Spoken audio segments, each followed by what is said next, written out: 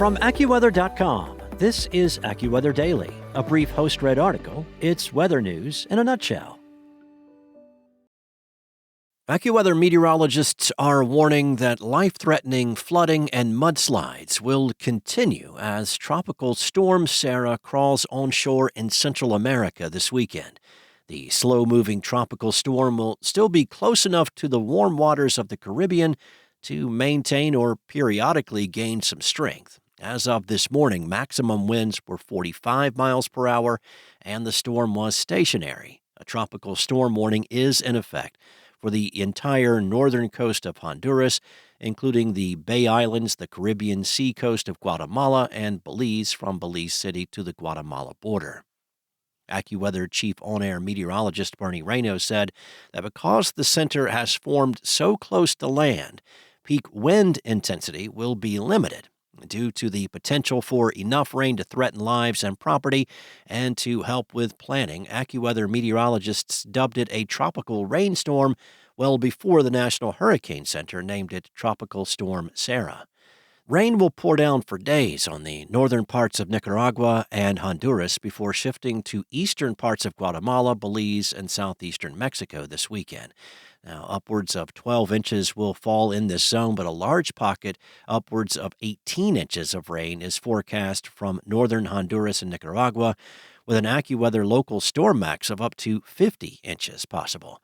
This amount of rain will trigger major flash flooding and mudslides with the potential for catastrophic loss of life and tremendous damage. Some communities could be cut off for days due to washed out roads and bridges or blocked by debris flows.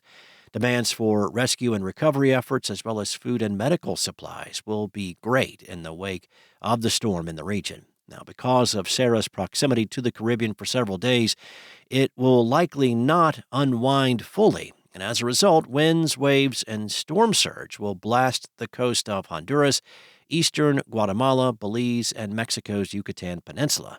Sporadic power outages are likely due to strong winds. Sara will spend some time over land in southeastern Mexico, where it may lose wind intensity and slip from a tropical storm to a depression or even a tropical rainstorm once again.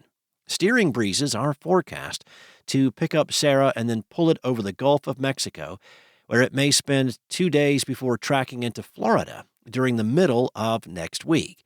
Even as a tropical depression or even a rainstorm, Sara can still produce a storm surge near the Florida Peninsula. While this may be relatively minor when compared to Helene or Milton and Debbie from earlier this season, it can be significant where dunes and infrastructure remain compromised.